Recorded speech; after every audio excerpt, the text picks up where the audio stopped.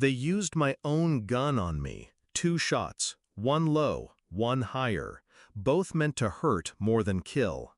I remember the wet pavement against my cheek, the smell of diesel and rot, their boots splashing through shallow rainwater. On speakerphone, my wife's voice, calm, sweet. "Did you get him?" My ex-military buddy answered, "Yeah, 2 in the gut, now let's get his son." They laughed, boots faded.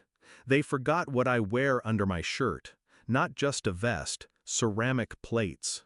I waited, still, silent. Rain drummed against my ear. Every drop was a countdown, not to vengeance, to truth.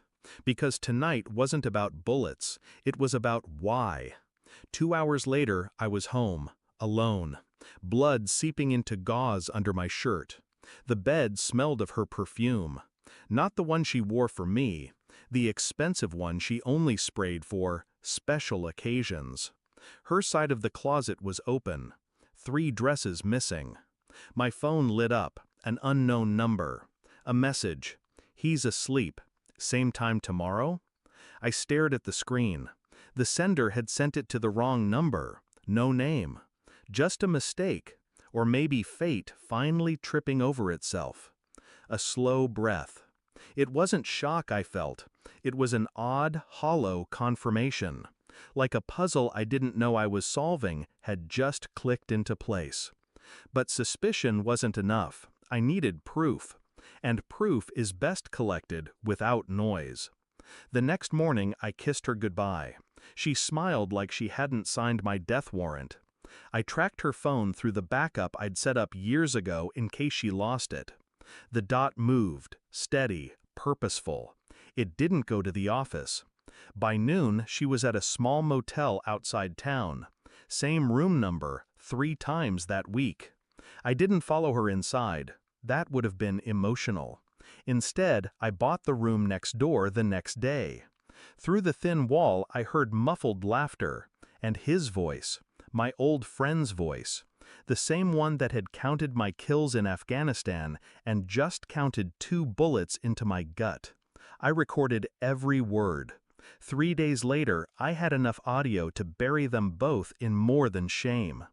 But I wanted something sharper. So I ordered a DNA kit. Not for me, for my son. A month ago, I would have called him my pride. Now, I called him my uncertainty. She never noticed the missing toothbrush, never noticed the swab. She never noticed me watching her, seeing every text she typed, every glance she gave our boy. The results would take 5 days. 5 days to keep smiling. 5 days to keep the storm locked inside.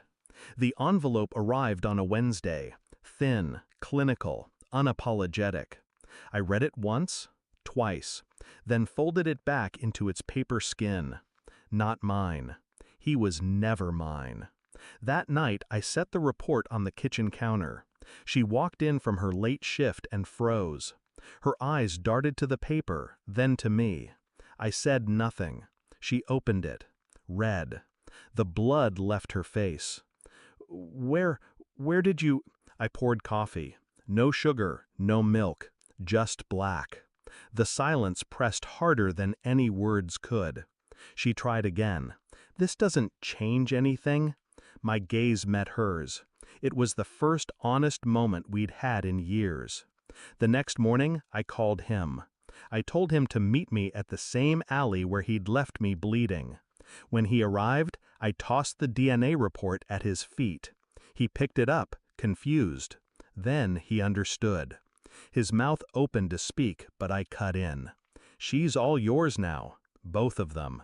His face twisted. Pride, guilt, victory, all fighting for the same space. I let him keep it, because I'd already sent every recording, every text, and the DNA results to her parents, his wife, and the board of the veterans charity where he played hero. I didn't need to raise my voice. By nightfall, he'd have nowhere left to hide. I didn't go home. Home didn't exist anymore. Instead, I drove until the city disappeared in the rear view. Fields, empty roads, quiet air. The storm inside me was gone. Not because I'd won, because there was nothing left to lose. They thought the bullets were meant to kill me. They were wrong. The truth did that on its own. And the best part? I never fired a shot.